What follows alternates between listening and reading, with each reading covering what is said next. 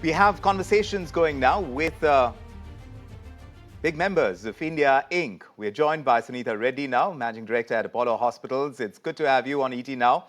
Thanks for making the time. Do tell us, what are your first impressions about the budget, Sunita Reddy? The budget was good, but more importantly, I think in the past 8 years, the government has put us in a good place. We are, as an economy, we are accelerating and we're accelerating strongly. This gives them the impetus and it gives them the leeway to really build on what they have done earlier in terms of, really making investments into infrastructure, in promoting skilling, to doing, the good things for agriculture that they've done. So I think we're coming from a great place, and also for encouraging investment into new technology, for example, that will help the environment. So alternate energy, atomic creation of these small atomic nuclear reactors for energy. I think it's a very forward-looking budget, and I think that 8 years of creating a strong foundation will enable us to really to create something for the future. Right, but do highlight for us, the government this time has proposed changes in the basic custom duty for certain medical equipment. Do you believe this is going to make equipment cheaper for hospitals to source such equipment after this step has been taken in the budget? Do you think that could actually happen? Cancer medicines, X-ray tubes, and panel detectors. So this is for X-ray as well as for linear accelerators, what you would use in a linear accelerator. That's right. Yes. Yes, but broadly, how will this budget really help corporate India, especially when you talk about research and development? Now, that's a key focus area. When you talk about healthcare, you talk about pharma as well, and we have Ms. Mazumdar-Shaw joining us in a moment. Do tell us, in your understanding, what this budget does for research and development in particular. Yes, definitely it would benefit the companies. Like I said, our focus on a services industry, there's a benefit, and that's a good benefit. But our hope continues to be that there's more allocation made for research. And if you look at expenditure on research, it's 0.7% of GDP. So we need to have a dialogue with the government on how to increase this allocation. The second is to look at GST, because the rationalization of GST in healthcare, we cannot set off our input costs. So there is definitely some work to be done in that space, and we hope to have a continued dialogue with the government on GST. Yes, indeed. And that dialogue is something that we are tracking very closely. Sunita Reddy, Managing Director, Apollo Hospitals, thank you very much for joining us with your perspective on the budget. We're also talking to the healthcare sector, and a key member of that universe is Kiran Mazumdar-Shaw.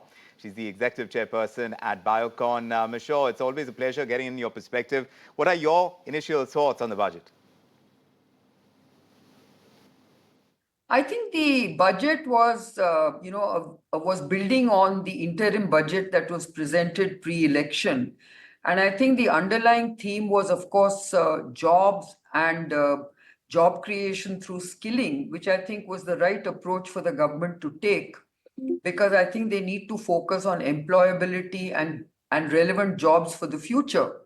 So I think their concept of internships at large organizations is the right approach, because I think if internships are subsidized by the government, and if CSR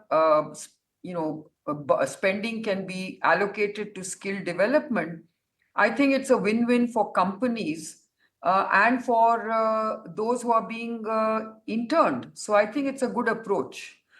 In addition to that, I think there was a lot of emphasis on research and innovation, which for a sector like ours is extremely important. The government is finally focusing on research and innovation, including research and innovation in the agri sector, But I think what we really need to see is how much of that 1 lakh crore funding is going to be allocated sector-wise. The third thing, of course, is the startup ecosystem, which has had some good support from the budget this time.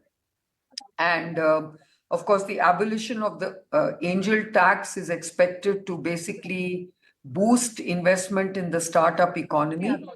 Hopefully, that will basically see an expansion of the startup ecosystem. And, overall, I think the reduction in tax levels, income tax levels to the salaried class is expected to increase savings and thereby, sort of Yes. increase spending and consumption. Let's see if it works. Well, a lot of this, of course, it's a roadmap. This is a proposal at this point in time, so we'll have to see how it works. But I was just talking to Sunita Reddy of Apollo Hospitals just a moment ago, and I was asking about research and development and the entire need for that push to come through from the government as well. But even going beyond that, what do you make of the steps in the budget? Do you think they're going to benefit the biotech, the medicinal drugs industry? Well, I think the main focus is going to be on research and innovation. And if they allocate incentives, based on research and innovation, you will see more investment in research and innovation, which is what is the crying need in the pharma sector. Because research and innovation is expenditure and it actually impacts your EBITDA. So the moment you get incentives to invest in research, then obviously companies can actually start investing at an optimal level. So I think that's a big, benefit and boost to our sector. In addition to that, of course, they have announced, some customs duty exemption for a couple of few cancer drugs, but that's not enough. I really believe that they need to exempt all cancer drugs from GST, because that will actually lower the cost of therapy, make affordable access to these very life-saving medicines. So that's what I'm hoping will happen in the next budget. Yes, this is the first of Modi 3.0. We'll see what the other budgets that the finance minister will present bring to the table. We're talking about the impact of taxation on taxpayers, but how do you see tax and other fiscal measures in this budget that has been presented when it comes to corporate India? How do you think that picture changes, if at all? I think the government is clearly focusing on skilling, on jobs, on climate initiatives, on jobs for the future, on new technologies, on on research and innovation. So overall, I think the government is very forward-looking, and the budget is also in that respect forward-looking. I look at this budget as signaling what we need to do more of, and I hope that the next budget will build on this current budget. Yes, indeed. One hopes the path, as it were, has been set, and we'll likely see more additions, more layering come through in budgets in the future. Kiran Mazumdar-Shaw, it's always good to have you and your perspective on ET Now. Glad you could join us this evening. If you like this video, then like, share and subscribe to ET Now.